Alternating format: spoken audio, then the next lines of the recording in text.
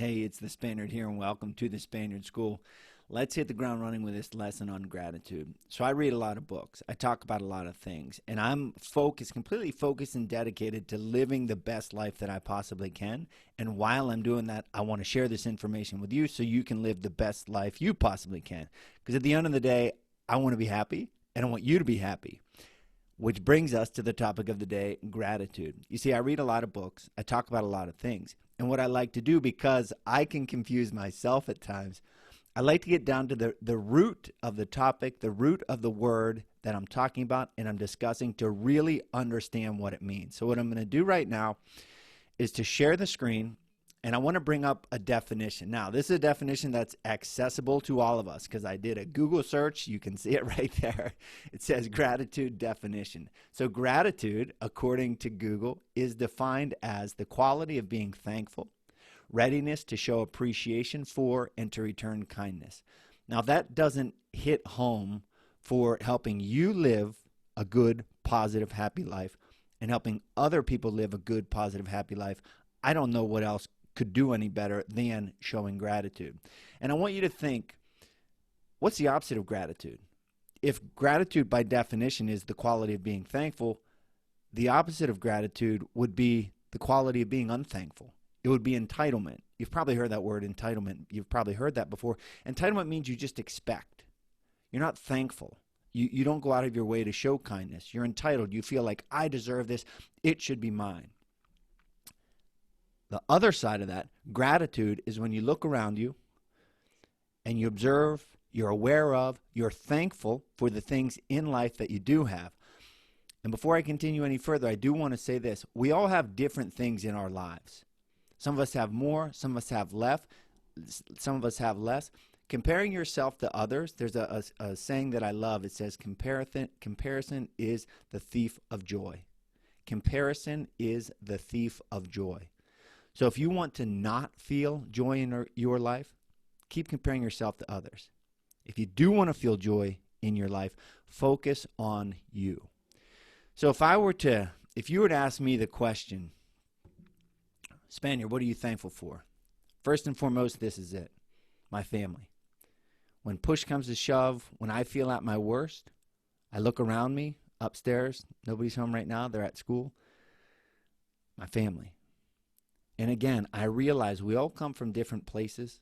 We all come from different situations. Some of us have really positive home lives.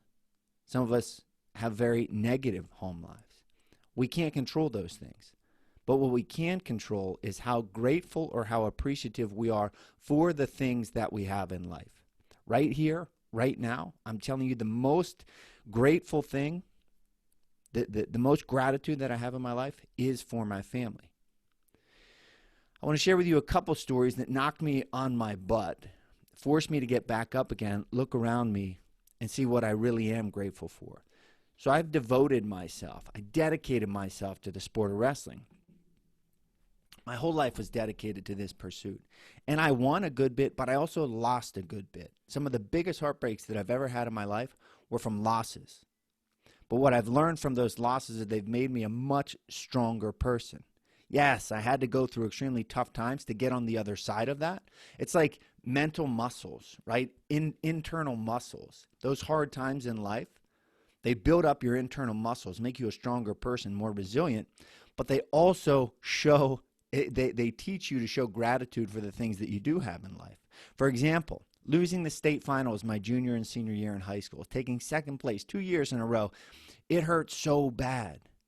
But it forced me to appreciate what I did have, a loving family, friends, a supportive community, my health, the ability to wrestle again.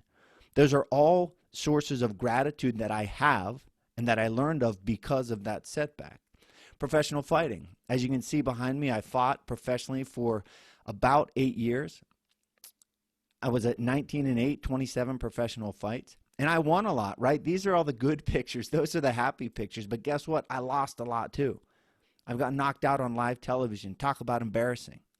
But again, those setbacks forced me to look at my life. When I was feeling bad, when I was feeling sad, when I was feeling alone, when I felt like I had nothing, I looked around me and I realized what I did have.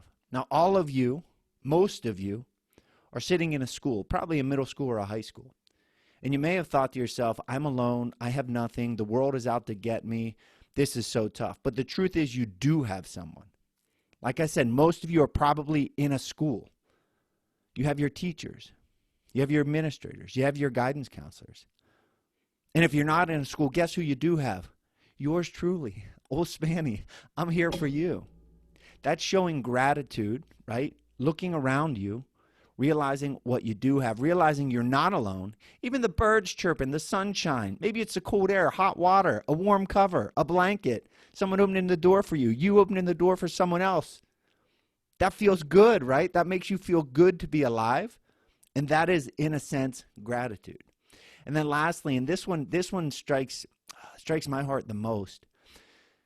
So last fall, in the fall, as I'm recording this, in the fall of 2019, which is just over a year ago, my mom and my brother both got very sick at the same time, life-threatening diseases. When that hit us, immediately we went from being a happy family of 6 to, oh my gosh, we might be a family of 4. And that was one of the most trying times in my life. But again, if we go back to this theme of setbacks, challenges, difficult times, building our interior muscles, our interior strength, and then coming out of that on the other side, a much more grateful, stronger human being. When my brother and my mom were both at the hospital, my brother was having brain surgery for a brain tumor. My mom was in the ICU for an autoimmune disease. It showed us what we did have in life, the worst situations that we had ever been in as a family together.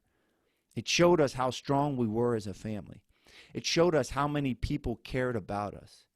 It showed us what strength looked like, watching my brother and my mom fight for their lives. It inspired us. It made us grateful for the health that we have. That is not always guaranteed. Now, being grateful, showing gratitude, doesn't mean that life is going to be all sunshine and happiness and rainbows and you're going to skip around all day, every day and just be the happiest guy or the happiest girl that ever lived. It's not that at all. It's a mindset and an attitude for gratitude that will help you live a happier life and will help those around you live a happier life as well. Now, moving on, I would hope that you take the assessment after this video in the module. I'm not going to grade it. It's for your benefit, but I appreciate you tuning in to this lesson on gratitude. Thank you.